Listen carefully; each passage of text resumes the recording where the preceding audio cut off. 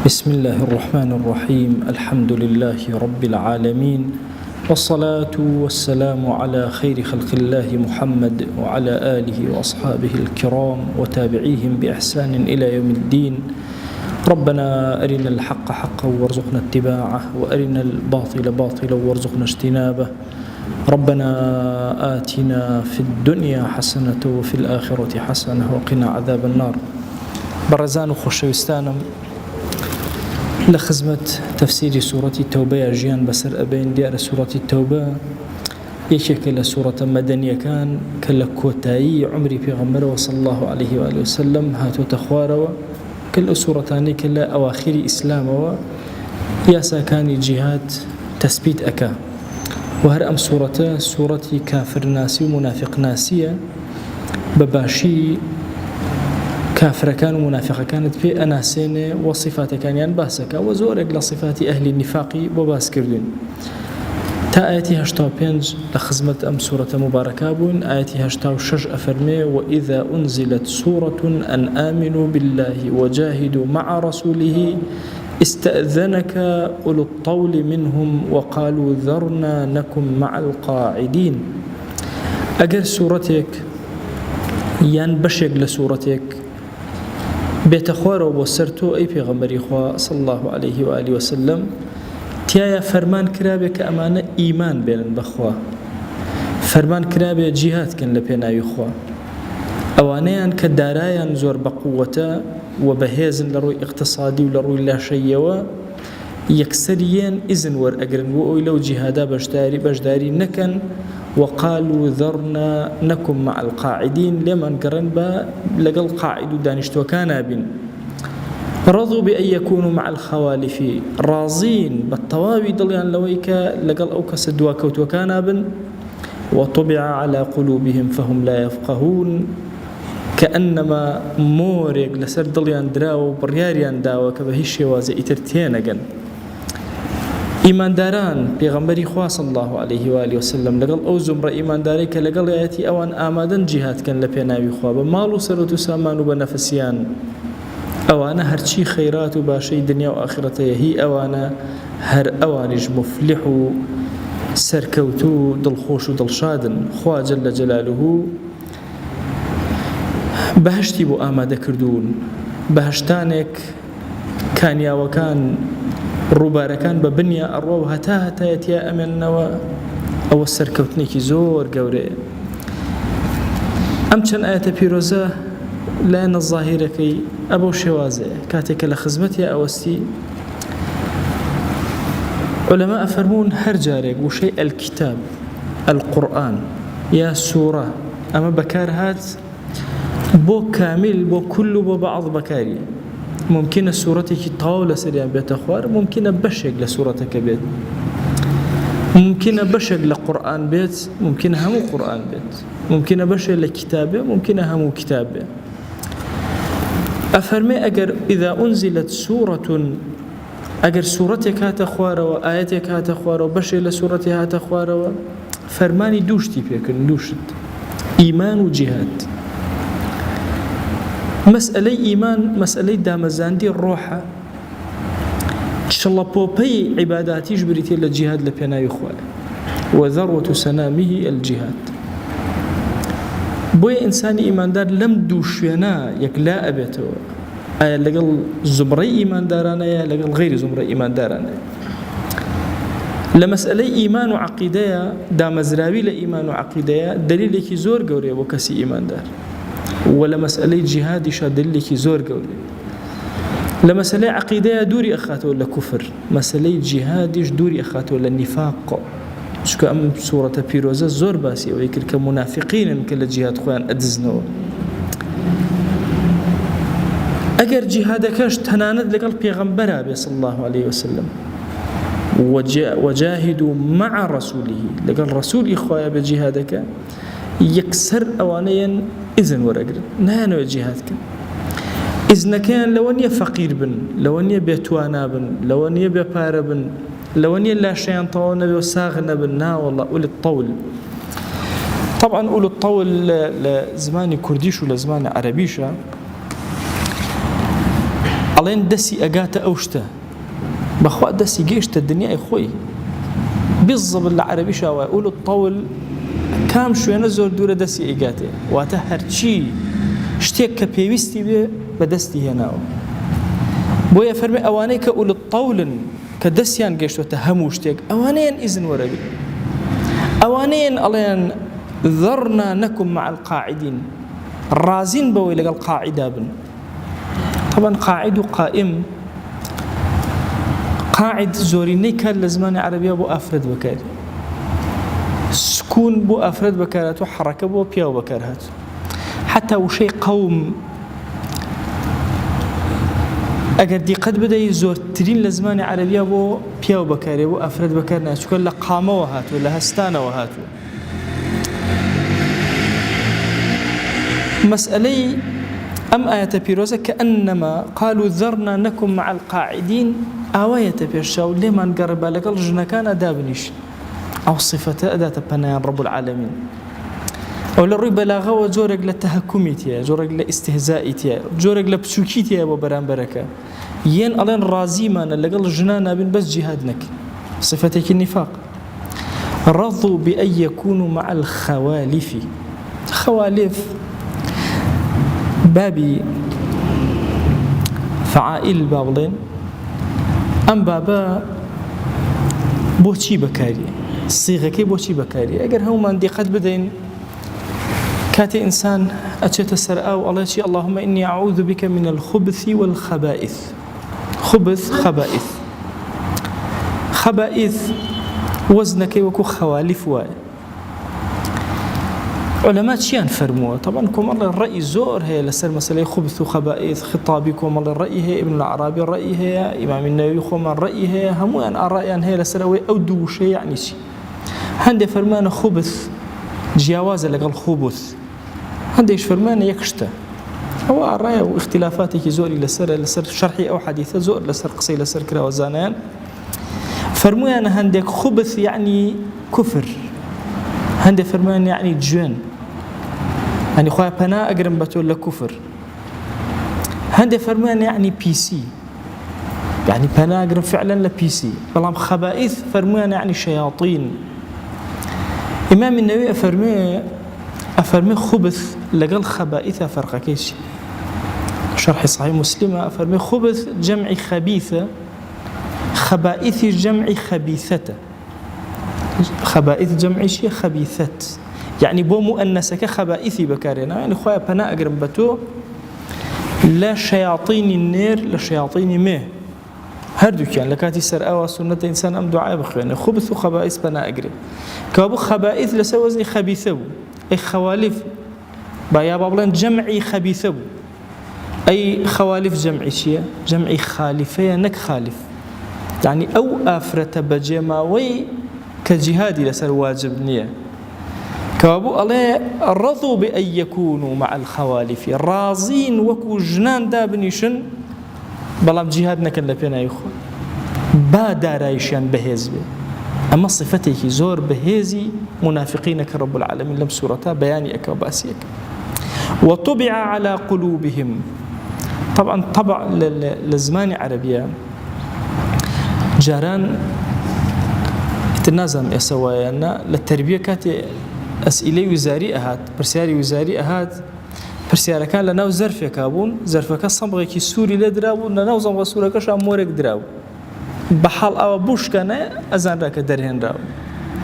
أبويا بشاني طلبة كان أنا دائما من أبونا بشاني أنا دائما شان طلبة أهات الإمزانة كل سري كأما بيني ومانا نشكاوة إن جدواي لبيشاوي طلبة كان أيانشكا بالضبط طبع لزماني عربية أو هاي مومي كاننا مومي كي سور عندها لو شوينا موريانا كالختم يعني كبيرة طبع كأنما طبع أمانة لدليان دراوة فهم لا يفقهون بهي شوازتيناغن نازانا جيان لنا وجهادا نقل دانشتن لجهادا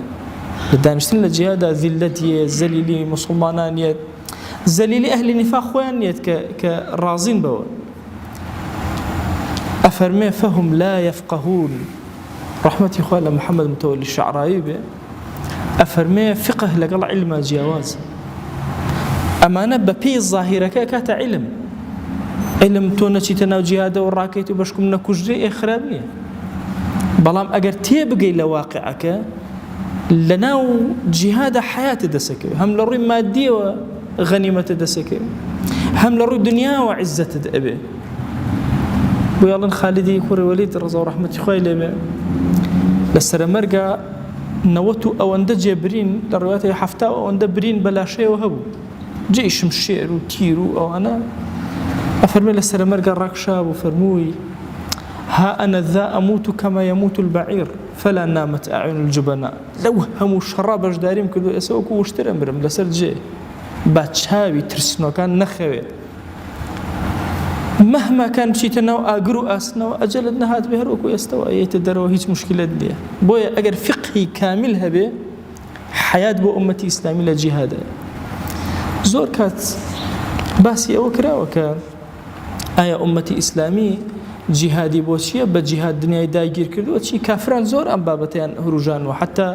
مەسەلەی قادیانیەکان لە سەرەتای هاتنی بەریتانیاوە لە با بڵێن هندستان و پاکستان و لەو مەنتیقە کە سەریان هەڵدا هۆکارەکەی چی بوو هۆکارەکەی ئەوە بوو کە نەفی جیهادیان نەکرد وەی موسڵمانان تەواو پشتیان کەنەوە لە جیهاد لە نەتیجا کە پشتیانیان کردەوە لە جیهاد ئەو کاتە بە ئاسانی کافر و بێدین زاڵەوێ بەسەریان دیقەت بدەن وەکو ئەمڕۆ کەسێکی بێدین یا ملحد ئەبینی بەلایەوە زۆر ئاساییە ئەگەر بێت و ئەمریکا نەوی بدا لە هەموو جیهان بەڵام بەلایەوە ئاسایی نییە تۆی موسڵمان خەنجەرێکی بچووکیشی پێ بێ بەلایەوە تەبیعی نییە بۆ چونکە حەملە جیهانیەکەی کافر وها ئەکا کە موسڵمانان لە مەیدانی جیهاد دوورخات ڕەحمەتی خوا لە ئیمامی ئەحمەد بێڵە زۆر پیر بوو شمشێرێکی هەبوو هەر ئەیگر بەدەستی و هەندێک جار توانای نەبوو ڕایەکێشە بە دوای خۆی وتیانە ئیمام کوورە تۆ ناتوانی ئەمە بکەیت تەواو فەرمی وەڵڵاهی ئەترسم لەوانە حساب کرێم کە قاعدن لە جیهاد وازیان لە جیهاد و تێکۆشان هێنا سەری ئەمڕۆی ئومەت مەکەن ئومەت ئەبەو شێوە زەلیل کراوە لە جیهانە ڕۆژی هەستانەوەی ئومەت تەسەوور کە لەوە ئەچێ مناڵێک گەنجێک ببێتە قائیدی ئەم ئومەت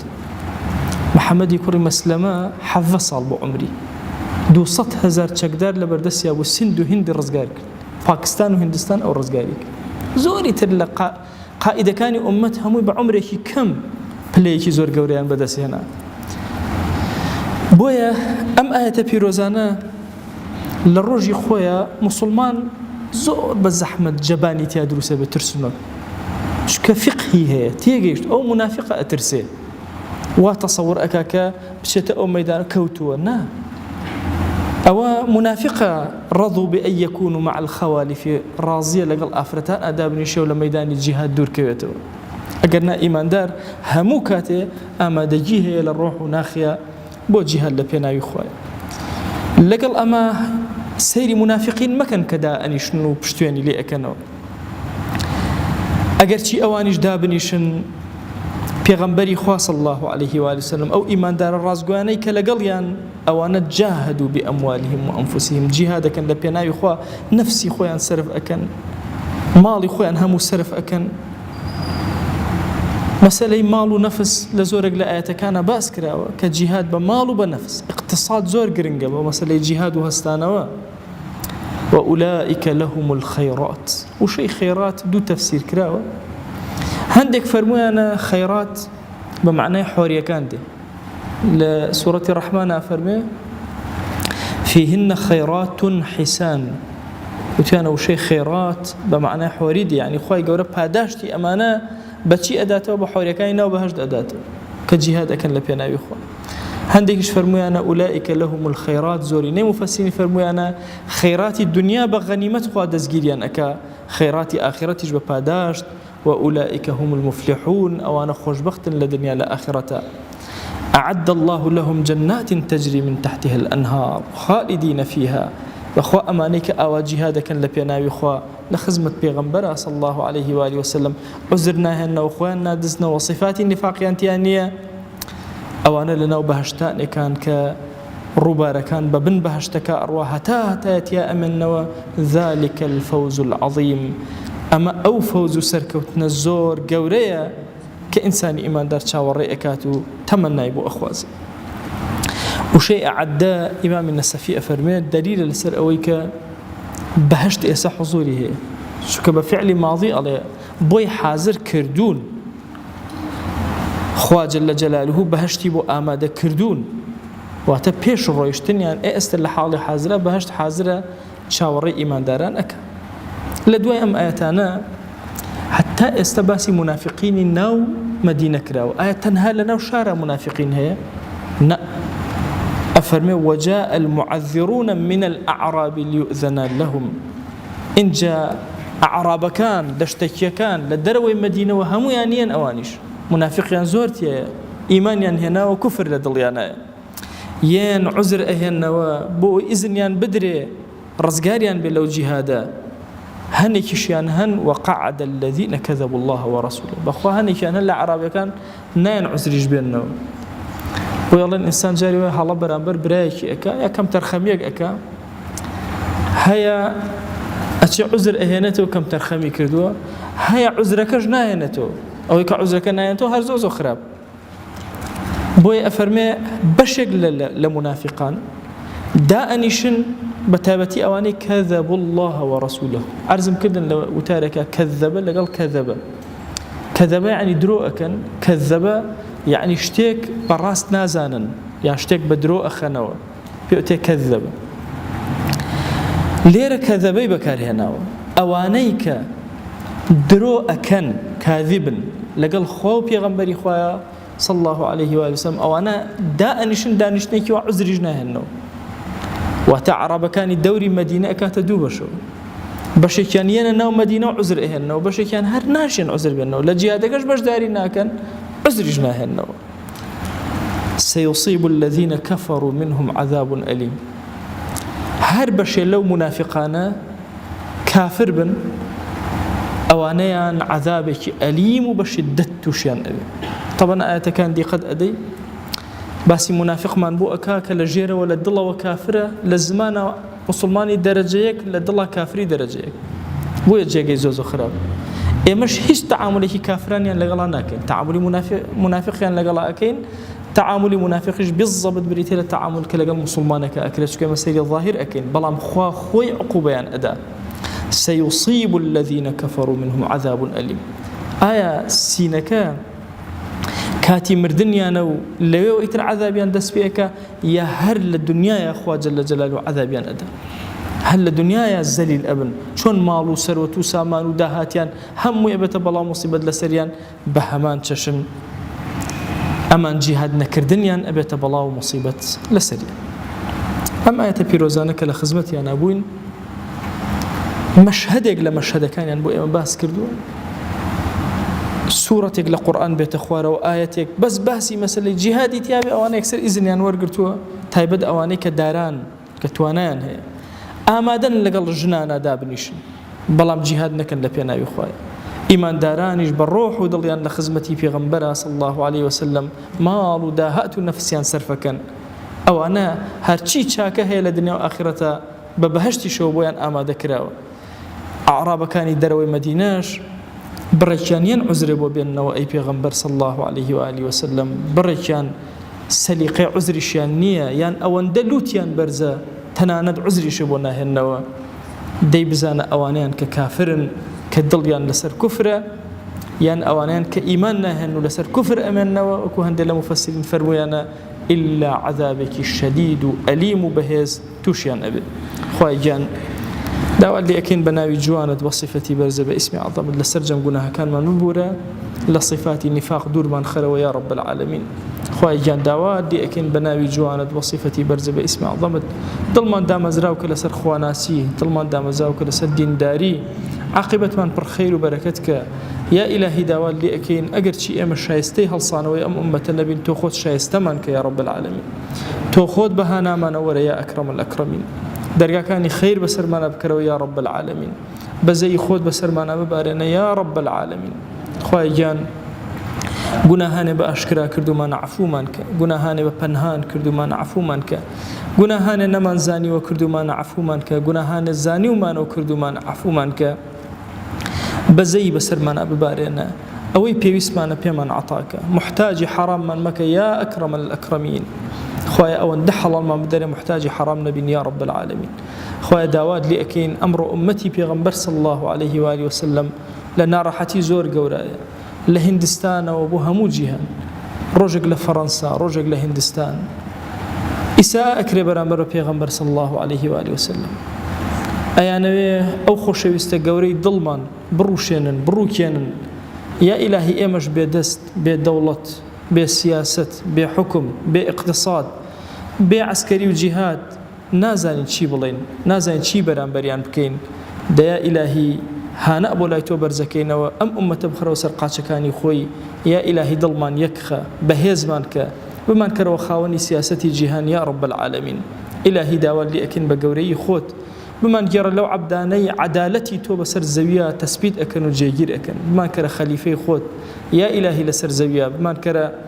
تعمير كاركاني زوي يا رب العالمين ما كراو عبداني باشترين عبداتي وتوأكن يا رب العالمين آمين آمين والحمد لله رب العالمين وصلى الله على سيدنا محمد وعلى آله وصحبه وسلم تسليما كثيرا أبدا إلى يوم الدين خير لقناه من شو أجبوري خالي من قبول